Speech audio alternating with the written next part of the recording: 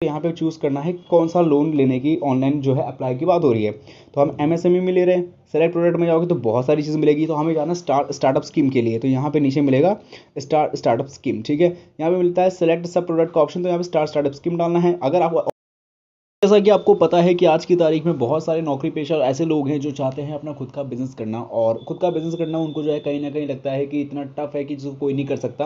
और सबसे मेन बात ये लगती है कि कोई भी बिजनेस करने के लिए इंपॉर्टेंट चीज़ है, और वो सच बात भी है, जो कि होता है पैसा। आपके पास अगर इनफ फंडिंग नहीं हुई तो आप किसी भी बिजनेस में, कोई भी अगर आप जो है व्यापार करना चाहते हो, कोई भी व्यवसाय खड़ा करना चाहते हो, तो उसके मार्केट में एंट्री नहीं ले सकते अगर आपके पास सफिशिएंट अमाउंट ना हो। अभी ज़रूरी नहीं है, कई बार ऐसा भी होता है कि यहाँ पे कम रिसोर्सेज में भी काम बन जाता है, लेकिन सभी केसेस में वो चीज़ नहीं बन पाती। अब ऐसे केस में अगर आप एक नए स्टार्टअप हो, मान लेता हूँ, क्योंकि आप एक जो है नया वेंचर या फिर एक नए बिजनेस में एंट्री कर रहे हो, एक नए बिजनेस के अंदर कुछ नए इनोवेशन के लिए कुछ प्रोडक्ट्स को ऐसे ला रहे हो जो एकदम नया है, तो एज अ स्टार्टअप ही मानते हैं। तो अगर आप एक नया स्टार्टअप करते हो तो नए स्टार्टअप के लिए प्लान्स तैयार है, एग्जीक्यूशन तैयार है, लोग तैयार है, पर मेन बात है फंडिंग की, क्योंकि फंडिंग जैसे ही मिलेगी तुरंत आपका काम जो है रफ्तार से शुरू हो जाएगा। तो उस फंडिंग को आप कंप्लीट कर सकते हो एज अ एमएसएमई के थ्रू, यानी कि आपको जो है फंडिंग सपोर्ट मिलेगा टू एलिजिबल स्टार्टअप्स। जो भी स्टार्टअप जो एलिजिबल माने जाएंगे रिकॉग्नाइज्ड बाय गवर्नमेंट पॉलिसी के हिसाब से, तो आपको एमएसएमई के थ्रू जो है एक लोन मिल सकता है एज अ स्टार्टअप स्कीम के लिए। अब यहाँ पे ये फंडिंग सपोर्ट के लिए बेसिकली होगा, तो एक तरीके का आप बिजनेस के लिए भी समझ सकते हो उसको एक तरीके से। तो सवाल ये आता है कि एज अ स्टार्टअप स्कीम को हम कैसे ले सकते हैं, और मैं बता दूं ये हम लेने वाले हैं बैंक ऑफ इंडिया से। तो अगर आप लोग बैंक ऑफ इंडिया से जुड़े हो, चाहे वो आपका चालू खाता है, आपका सेविंग अकाउंट है, कोई सा भी अकाउंट अगर आपका है, और आप लोग सिंपल तरीके से काफ़ी टाइम से यहाँ पे आपका खाता है, तो आज हम बात करने वाले हैं स्टार्टअप स्कीम के बारे में। बस कुछ चीज़ें हैं जो आपको ध्यान रखनी होगी, इसको कैसे आवेदन करेंगे, पूरे प्रोसेस को इस वीडियो में बताऊंगा। तो मैं आशा करूंगा ये वीडियो आपके लिए काफ़ी ज़्यादा हेल्पफुल रहे। अगर वीडियो पसंद आती है तो फोन चैनल को अभी से सब्सक्राइब कर लो। यहाँ पे आपको कोई पैसा नहीं देना होगा, और वीडियो को लाइक करके शेयर करके कमेंट बॉक्स में लिख के बताना है कि आज से पहले आपका कोई खाता बैंक ऑफ इंडिया में था या नहीं। अगर है तो अगर आपका खाता है तो कब से है, और साथ ही में आप लोगों को बिजनेस लोन में स्टार्टअप स्कीम का लोन क्यों चाहिए। शुरू करते हैं वीडियो को। तो आपको पता है वीडियो देख रहे हो, इसके नीचे टाइटल होता है, टाइटल पे क्लिक करोगे तो डिस्क्रिप्शन बॉक्स आपका जो है ओपन होगा। डिस्क्रिप्शन बॉक्स के अंदर आपको मिलती है ये वेबसाइट लिंक, जिस पर सिंपली करना है क्लिक। वेबसाइट लिंक पे आप लोग क्लिक करेंगे, सीधा पहुंच जाएंगे योजनापॉलिसी.com की ऑफिशियल वेबसाइट पे। योजनापॉलिसी.com की साइट पे पहुंचने के बाद आपको क्या करना है, यहाँ पे सबसे पहले आपके सामने जो वेबसाइट खुल रही है, एक फाइनेंशियल वेबसाइट है, जहाँ पे पूरी तरीके से फाइनेंस रिलेटेड आपको इन्फॉर्मेशन मिल जाएगी। अब इसके अंदर क्या करना है कि मेन्यू बार पे आप डायरेक्टली जाओ। मेन्यू बार पे जाओगे तो यहाँ पे आपको कैटेगरी मिलेगी।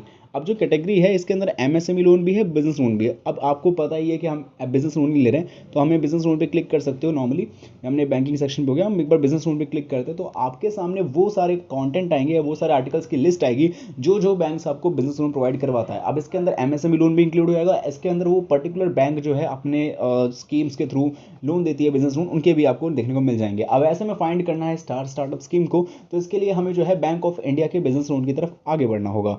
तो हमें मेन्यू बार के ऑप्शन में डायरेक्टली जाना है, और इतना मतलब चाहो तो स्क्रॉल कर सकते हो या नेक्स्ट कर सकते हो, बट मुझे लगता है लोगों का टाइम ज़्यादा जाना नहीं चाहिए। तो आपको क्या करना है कि सर्च के बटन पे कर देना है क्लिक, और यहाँ पे BOI बिजनेस लोन डाल सकते हो, या फिर bank of India business loan भी डाल के सर्च करोगे तो आपके सामने कंटेंट मिल जाएगा कुछ इस तरीके का कि बैंक ऑफ इंडिया से बिजनेस लोन कैसे ले। इसके अंदर 2 ही 3 के ऊपर बात की गई है, जैसे प्रधानमंत्री मुद्रा योजना, इसके अंदर बात की गई है स्टार्टअप स्कीम्स के बारे में, और बस इन्हीं दो तीन के बारे में बात की गई है।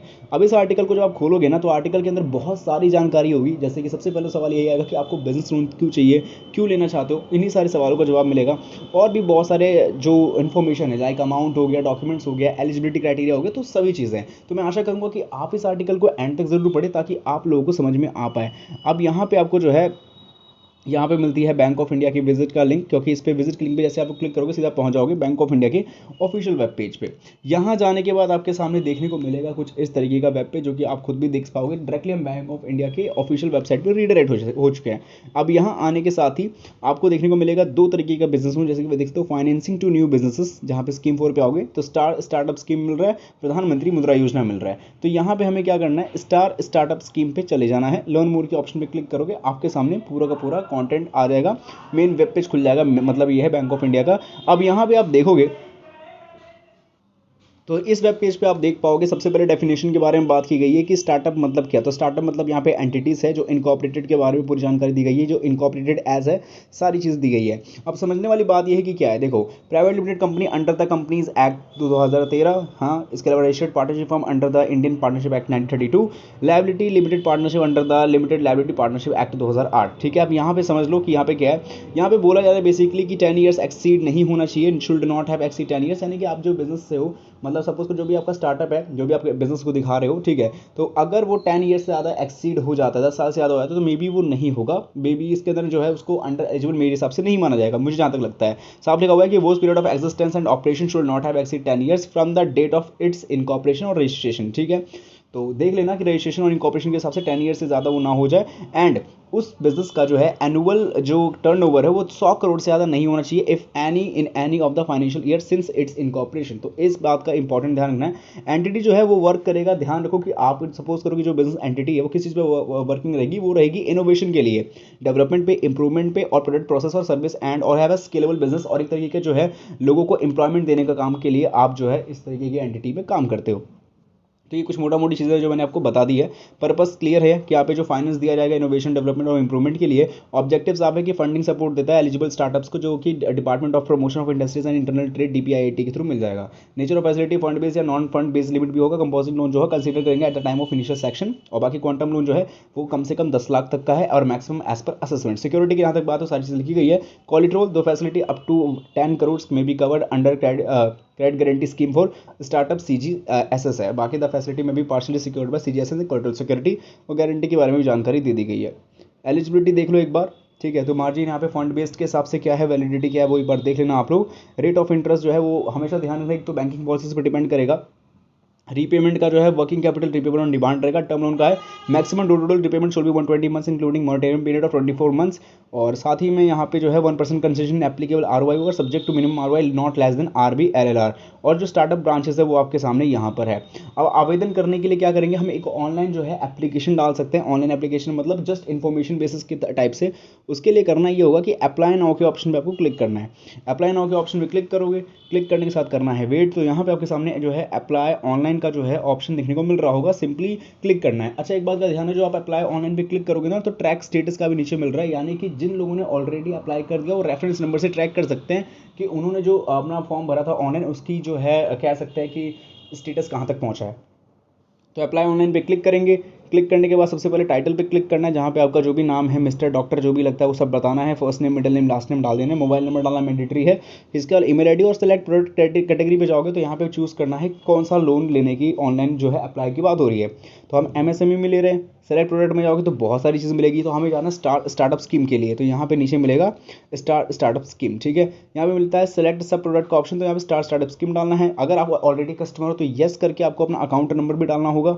अमाउंट, सिलेक्ट डेट, डिस्ट्रिक्ट और सिटी और ब्रांच नेम वगैरह वगैरह। अगर आप बाई चांस यहाँ के ऑलरेडी कस्टमर नहीं हो, आप मतलब एक नए खाताधारक को मान लेते हैं, नहीं हो, तो अमाउंट वगैरह डाल के सीधा सेलेक्ट ब्रांच पे जो है ब्रांच नेम वगैरह चूज़ करने, वो सब डालोगे ना तो वहाँ पे ब्रांच नेम भी आपको ऑटोमेटिक डालने का ऑप्शन मिलेगा। कैप्चा कोड डाल के सबमिट कर देना है। इसके बाद आपको जो है रेफरेंस नंबर या एप्लीकेशन नंबर या जो भी मिलता है उसके बिहाफ पे आप स्टेटस ट्रैक कर सकते हो। तो यहाँ तक का ही प्रोसेस पता है। इसके बाद से में भी हो सकता है कि आपसे जो है जल्दी से जल्दी बैंक ऑफ इंडिया की कस्टमर सपोर्ट टीम कांटेक्ट करेगी एंड देन आपको आगे का फर्दर प्रोसेस बताएगी कि कैसे आपको जो है स्टार्टअप स्कीम के लिए आगे बढ़ना है। तो मैं आशा करता हूँ ये वीडियो आपको समझ में आई होगी। कुछ ज़्यादा ही जो है चीज़ें बताने की मैंने एक्सप्लेन करने की कोशिश की कि आपको ज़्यादा दिक्कत ना हो। बाकी कोई भी परेशानी हो तो आप बैंक के ब्रांच पे आके ऑन द स्पॉट कंसर्न कर सकते हैं। एंड साथ ही में यहाँ पे अगर आपको कुछ और चीज़ मेरे से पूछनी तो कॉमेंट्स में भी पूछ सकते हैं। बाकी चैनल सब्सक्राइब नहीं किया, सब्सक्राइब जरूर करें। बाय।